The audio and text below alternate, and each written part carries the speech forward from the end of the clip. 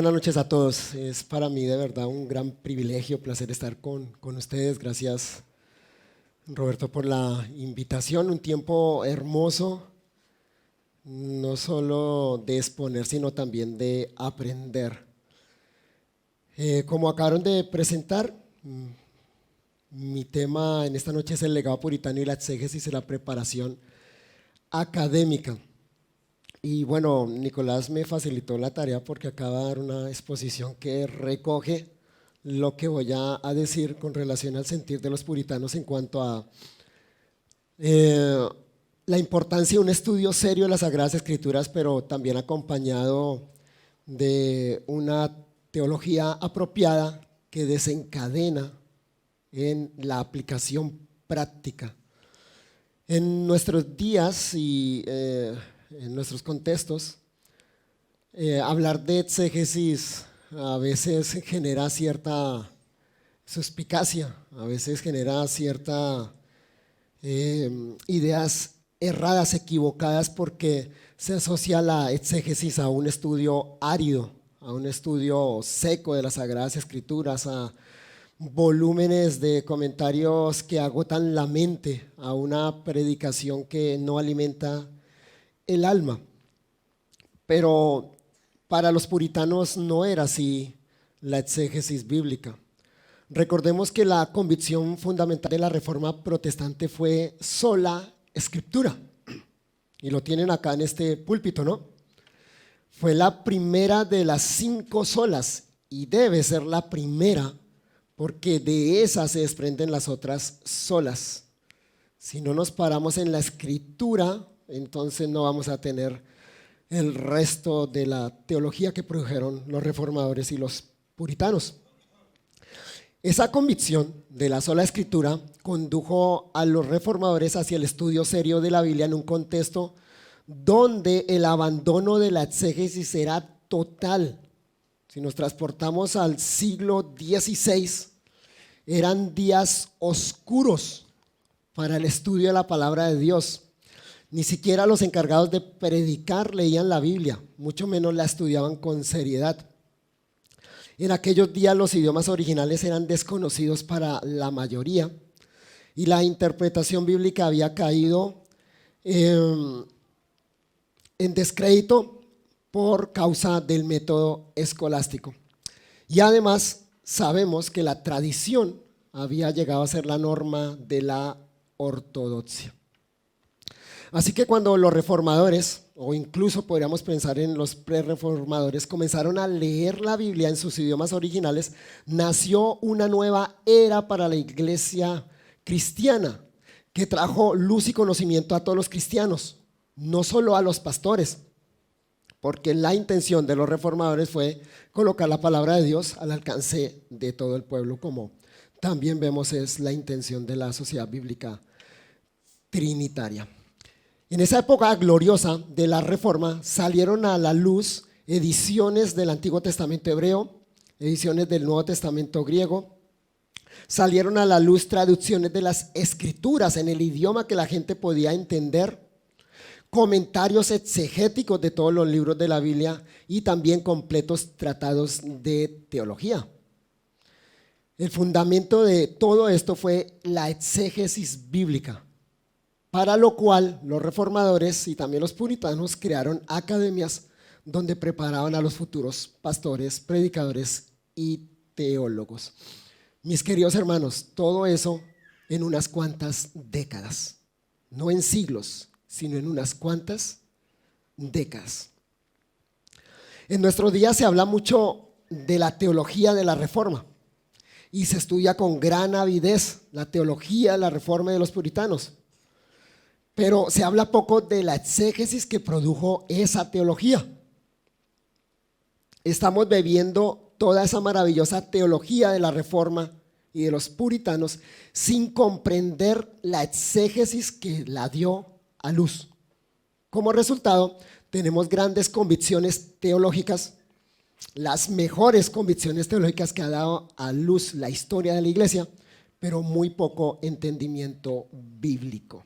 O sea, estamos echando raíces en la teología, pero no raíces en la Biblia.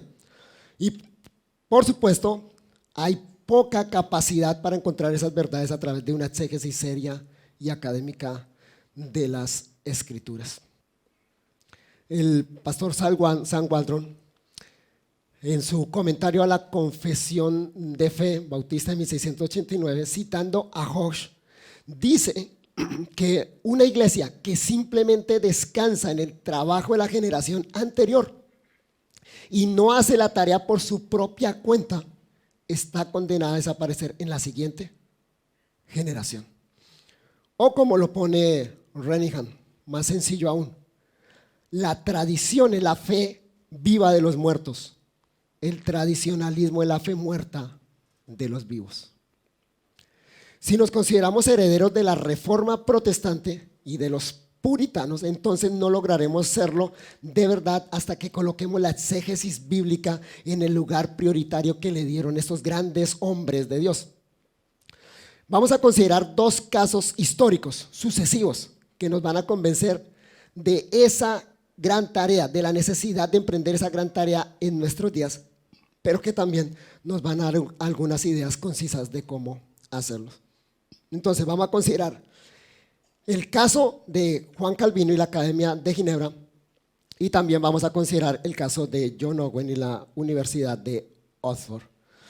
Entonces, en primer lugar, las raíces de una exégesis académica, ¿dónde comienza ese estudio teológico exegético? Bueno, comienza en la Reforma Protestante, y aquí tenemos que considerar a Juan Calvino y la Academia de Ginebra. Con respecto a los orígenes y el desarrollo de la Academia de Ginebra, el diccionario Oxford dice lo siguiente: esta célebre escuela fue fundada en 1559 por Juan Calvino con el apoyo del ayuntamiento y bajo la dirección de la Compañía de Pastores, principalmente para la formación de teólogos. Los estudiantes fueron atraídos en gran número desde toda Europa, y Ginebra pronto se convirtió en el centro del protestantismo internacional. El primer rector fue Teodoro de Beza, y entre los primeros miembros se encontraban Carl White, que dio clases de teología, Arminius y otros hombres que resultaron ser finalmente los líderes del arminianismo. El ámbito de los estudios, al principio puramente teológico, se amplió gradualmente. No, me va a afectar más porque me enfrían las cuerdas. Gracias. Sí. Téngame paciencia, por favor. Espero que la ronquera no los vaya a adormecer. Un historiador dice lo siguiente: en 1559, Calvino vio cumplirse uno de sus sueños al ser fundada la Academia de Ginebra bajo la dirección de Teodoro de Beza, quien después sucedería a Calvino como jefe religioso de la ciudad. En aquella academia se formó la juventud ginebrina según los principios calvinistas, pero su principal impacto se debió a que en ella cursaron estudios superiores personas procedentes de varios otros países que después llevaron el calvinismo a ellos. En todo caso, debido en parte a la Academia de Ginebra y en parte a la institución de la religión cristiana de Juan Calvino, su influencia pronto se hizo sentir en diversas partes de Europa, y a la postre surgieron varias iglesias en Holanda, Hungría, Escocia, Francia, entre otros, que seguían las doctrinas del reformador de Ginebra y que se conocieron como doctrinas reformadas o calvinistas. Eso fue lo que propició el avance del calvinismo, a diferencia, por ejemplo, del luteranismo, que se quedó encerrado en Alemania. Fue clave entonces esta Academia de Ginebra.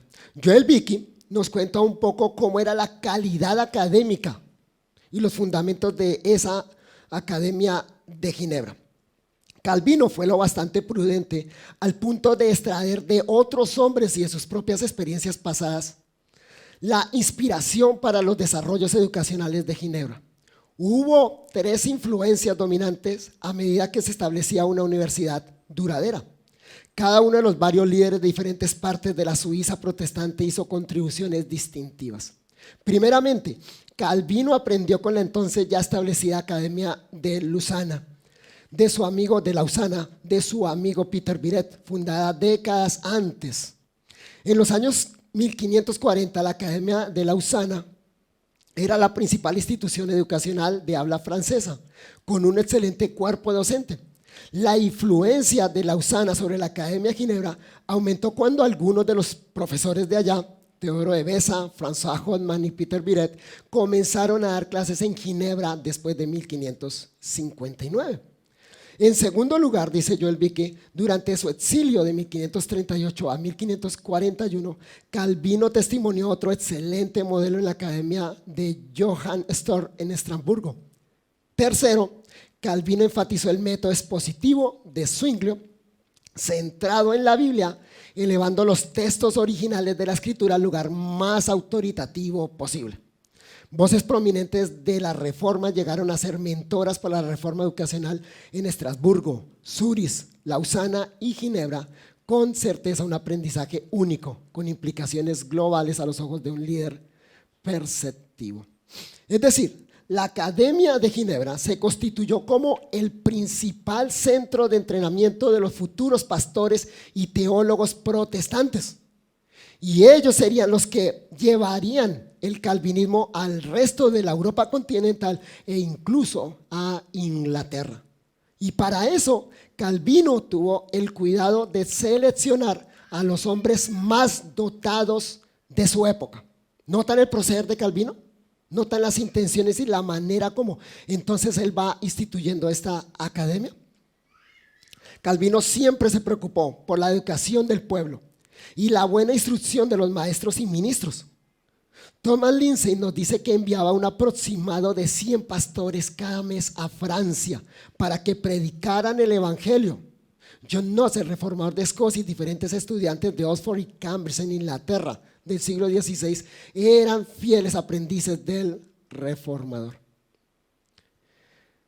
Después de haber establecido la escuela privada, que era como la escuela primaria y secundaria, que corresponde a nuestros ciclos de primaria y secundaria, donde se impartían estudios o clases de latín y griego en los cursos superiores, Calvino se abocó a la tarea de crear la academia, o como le llamó, la escuela pública. La puesta en marcha de un curso escolar de alto nivel no podría realizarse hasta finales de la década de 1550. Debemos mencionar aquí de nuevo el proceso de fundación de la Academia de Ginebra, puesto que capta una parte de la energía del reformador, después de una crisis que afectara a la Academia Lausana y que permite, debido a los despidos, la contratación de profesores de alto nivel. Calvino deseaba completar el modelo pedagógico ginebrino, añadiendo un ciclo superior, para el que tomó como modelo el de la Escuela Superior de Estrasburgo y también la Academia Wittenberg que había organizado Melanchthon. A pesar de la larga enfermedad, en mayo de 1559, es el propio Calvino quien presenta a los profesores al magistrado. Y finalmente anuncia la elección de Teodoro de Beza como rector y se rodeó de varios profesores de origen francés como François Verault de griego, Jean Tagaul de filosofía. La enseñanza del hebreo fue confiada a Antoine Chevalier, mientras que Calvino y Beza se dedicaban a la teología. Noten todo el contenido que Calvino entonces incorpora ya en su academia. Allí se enseñaba teología, filosofía que comprendía física, matemática, dialéctica y retórica, y además el griego y el hebreo en un horario de 27 horas semanales. Calvino comentaba los libros sagrados en cursos improvisados. Esta institución siguiendo un modelo bien definido, constituyó una máquina de formar pastores que pudieran ser enviados rápidamente a Francia para responder a las expectativas de un número de fieles cada vez mayor. Esas, mis queridos hermanos, fueron las raíces que dieron gran fortaleza al desarrollo teológico que vendría en el siglo siguiente, el siglo de los puritanos, quienes como buenos calvinistas entendieron la necesidad de una exégesis academia, o sea, seria, para llevar, como ellos decían, todas las cosas bajo el señorío de Cristo. Así que pasemos a considerar el segundo caso, el desarrollo de una exégesis teológica y práctica. Y para eso vamos a considerar a John Owen y la Universidad de Oxford. Algo similar a lo que sucedió en la Europa continental en el siglo XVI, sucedió en las Islas Británicas en el siglo XVII, claro, con las debidas diferencias de contextos históricos, teológicos, políticos y sociales. Pero al igual que en el siglo anterior, muchos en el siglo XVII percibieron que había la necesidad de una reforma al interior de la iglesia de Inglaterra. Recuerden que esa iglesia había emprendido una reforma a medias y por conveniencia política.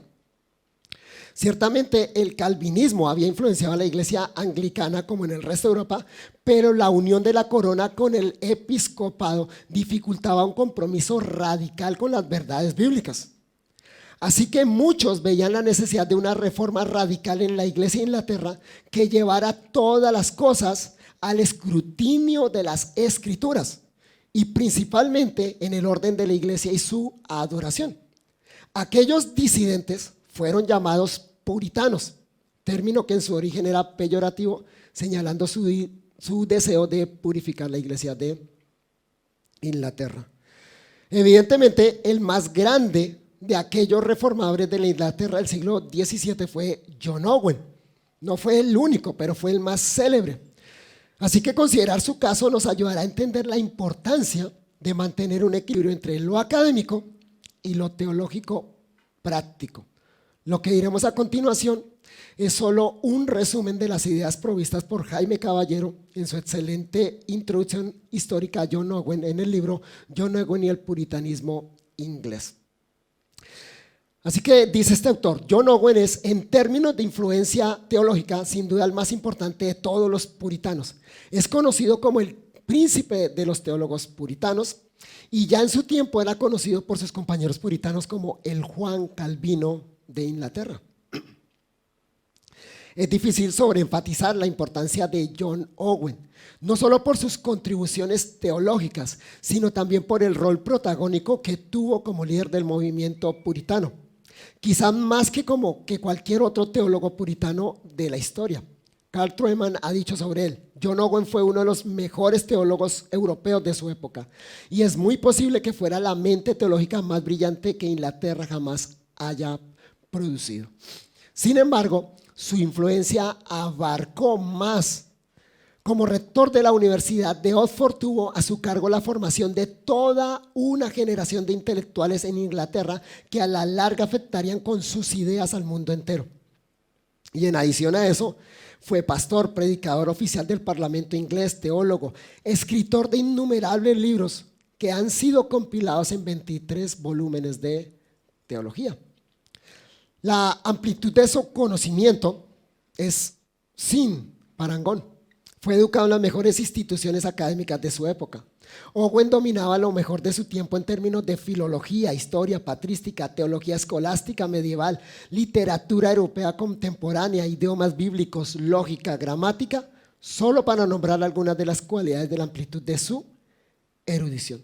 Pero déjeme decir algo, como paréntesis acá. Owen destacó dentro de los puritanos, pero esa formación que él recibió era la formación típica que se recibían en las academias de esa época. Es decir, lo que sucede con Owen no es un caso exclusivo. Lo que sucede con él es que ahí se combinan erudición que recibió en la academia, capacidades divinamente otorgadas y una disciplina que desarrolló a lo largo de su vida. Pero podemos colocar al lado del nombre de Owen otros que también hicieron una contribución teológica increíble. Solo piensen al lado de Owen en nombres como Thomas Watson, como Flavel, como Richard Sibbes, Manton, Buster, Nehemiah Coates, por mencionar solo algunos. Como se ha dicho, ese fue el siglo de los gigantes teológicos. Pero el que más destacó entre ellos fue Owen. Pero insisto, no fue un caso excepcional. La infancia de Owen fue marcada por el puritanismo y la influencia teológica de su padre fue sin duda de suma relevancia en su formación personal, espiritual y teológica. Fue a estudiar a Oxford junto con su hermano William, quien más adelante fue ordenado ministro en 1634. Probablemente Owen tenía 10 años cuando comenzó a asistir a la pequeña escuela cerca de su hogar bajo la tutela de Edward Sylvester, de quien sabemos que no tenía un afecto por la causa puritana. Fue aquí donde aprendió las bases que le servirían para el desarrollo de su educación en Oxford, donde se le enseñarían las bases de la gramática, de la literatura y el latín. Eso en los grados inferiores, lo que nosotros llamamos primaria y secundaria. Owen terminó la escuela a los 12 años e inmediatamente fue al Queen's College, Universidad de Oxford, en 1628. Debemos recordar que este era el procedimiento usual en el siglo XVII, donde lo que hoy llamamos escuela secundaria o preparatoria, en esa Inglaterra era la universidad y el grado obtenido al final era el de bachiller. La educación que Owen recibió en Oxford en sus años de adolescencia sería en su primer año gramática y retórica, en el segundo año lógica y filosofía moral, mientras también asistían a debates. Para el tercer año griego y literatura clásica en griego. Para los estudiantes que terminaron esta etapa e iban al grado de maestría, llegaban a manejar las siguientes disciplinas: geometría, astronomía, filosofía natural, metafísica, historia, hebreo y griego. Cabe mencionar que todas las clases eran en latín. Esta fue la educación que la mayoría de los ministros puritanos tuvo en su día bajo los más rigurosos estándares académicos de sus días, dice Jaime Caballero. Los puritanos estaban convencidos que el aumento del arminianismo solo podría significar en el mejor de los casos un retroceso y el cese de la reforma protestante, mientras que en el peor de los casos significaría un regreso al catolicismo romano. Y por eso se preparaban tan seriamente en el estudio de las Sagradas Escrituras. En los estudios de maestría, que sería equivalente a lo que hoy llamamos bachiller universitario, Owen fue un estudiante muy dedicado, durmiendo a menudo solamente 4 horas para tener más tiempo a estudiar y profundizar en las materias que llevaba. ¿Notan que el caso no es solo la formación, sino la disciplina que este hombre tenía? Fue durante esos años que Owen comenzó a estudiar las obras de Tomás de Aquino, que tuvieron una influencia sobre él. Y las clases se desarrollaban a través de debates. Owen terminó sus estudios de bachiller el 11 de junio de 1632, destacándose como un alumno sobresaliente y con una inminente carrera por delante. Así que de inmediato fue a los estudios doctorales, ahí en Oxford. Sin embargo, y miren esta nota tan interesante, el compromiso de Owen con las Sagradas Escrituras tan fuerte, en 1636, mientras Owen se encontraba realizando esos estudios doctorales en Oxford, William Laud introdujo aún más elementos que los puritanos consideraban católicos, y de la misma manera el arminianismo había triunfado en Oxford. Owen no podía seguir estudiando en Oxford, así que por razones de conciencia dejó la universidad un año más tarde, en 1637. Un año más tarde sería ordenado al ministerio, iniciando así su carrera como ministro del Evangelio. En ese entonces tenía 22 años. Muy poco después de su conversión, en 1642, como él relata, John Owen iniciaría su carrera literaria con la publicación de su primer libro, una exposición del arminianismo, 1643. En mayo del año siguiente, Owen publicaría su segundo libro, el mismo que sería el primero en una serie de tratados sobre el gobierno de la Iglesia, los mismos que serían publicados casi de manera paralela a las conclusiones llegadas por la Asamblea de Westminster. Al igual que su primer libro, su segundo libro, las distinciones entre el deber de los pastores y de los miembros, está muy relacionado con el contexto inmediato en el cual se encontraba viviendo. Pero Owen es más conocido por su comentario al libro de Hebreos. Definitivamente es su logro teológico más grande. El primer volumen fue publicado en 1668 y el último en 1683, antes de su muerte. Y digo el último volumen porque cuando fue terminada la obra consistía en 7 volúmenes del comentario de Owen al libro de Hebreos. Dice este historiador que ese tomo contiene más de 2 millones de palabras. En estándares actuales esto sería equivalente a un comentario de 8.000 páginas de un libro de la Biblia. Bueno, hay unos que piensan que a veces era por llenar páginas, ¿no? Como sucede en nuestros días, un comentario de tantos volúmenes, pero no es así.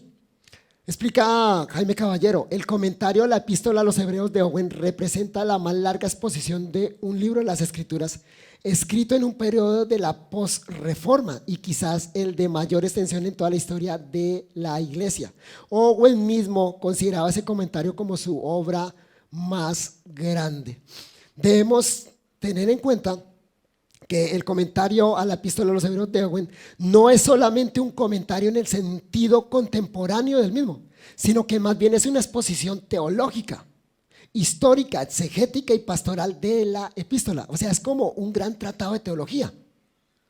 Es decir, Owen no solo hace una exégesis detallada de cada verso, comienza con la exégesis detallada, sino que también interactúa con la interpretación histórica de la misma, tanto por los padres de la iglesia como por diversos teólogos a lo largo de la historia, junto con la más rica exposición ética de las aplicaciones pastorales de la misma.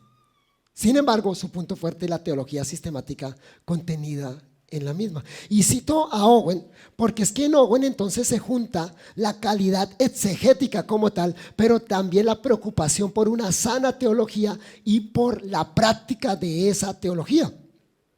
Owen a menudo expone una doctrina completa, como por ejemplo el sacerdocio de Cristo, las relaciones intratrinitarias en el pacto salutis antes de la creación del mundo, a partir de 1 o 2 versos de Hebreos, pero haciendo uso de todas las escrituras para dicha exposición.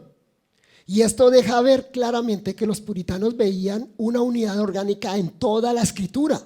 De ahí la necesidad de explicar todas las implicaciones teológicas y prácticas de un texto. O sea que la exégesis es más que análisis literario y análisis histórico. Para los puritanos, exégesis incluía la conexión teológica de mi texto con todas las escrituras, pero además las implicaciones prácticas de ese texto. Y por supuesto, la estrella polar que guiaba su interpretación teológica y práctica era su convicción de que Cristo es a la vez la meta hacia la cual el Antiguo Testamento apunta y el centro del tiempo final de la historia redentora. Esa era la exégesis propia de los puritanos. Entonces, habiendo considerado estos dos casos, el caso de Calvino y la Academia de Ginebra y el caso de Owen y la Universidad de Oxford, déjenme sacar algunas conclusiones. Y por supuesto, con respecto al lugar central que ocupó la exégesis bíblica en los siglos de la Reforma y del puritanismo. Mis queridos hermanos, no fue un lujo para los puritanos, era la esencia misma de donde brotaba toda su teología. Así que para nosotros la exégesis bíblica no puede ser simplemente algo que escogemos o dejamos de lado. En los dos casos que mencioné, notamos algunos factores comunes. Primero, la necesidad de crear academias de formación exegética para los futuros pastores. Segundo, la necesidad de formar a los candidatos para el ministerio con un alto estándar académico. Tercero, la necesidad de aprender los idiomas bíblicos para poder desarrollar un estudio exegético de la Biblia. Y por último, la necesidad de escribir buenos comentarios bíblicos basados en una sólida exégesis bíblica y con un fuerte énfasis teológico y pastoral. La pregunta que les hago es esta: ¿en qué etapa nos encontramos en la llamada reforma del siglo XXI? A la luz de lo que consideramos, de estos casos que consideramos, ¿en qué etapa nos encontramos? Aquí en Latinoamérica. Y esto representa un gran desafío para todos nosotros, sobre todo en el área de la exegética. Si es que vamos a dejar un legado para la siguiente generación y no solamente vamos a beber para nosotros el legado de los siglos pasados, entonces debemos comenzar lo antes posible. Y evidentemente el área más descuidada es el área del estudio de los idiomas bíblicos. Y hay que hacer algo al respecto para que en alguna medida alcancemos la estatura de aquellos hombres del pasado.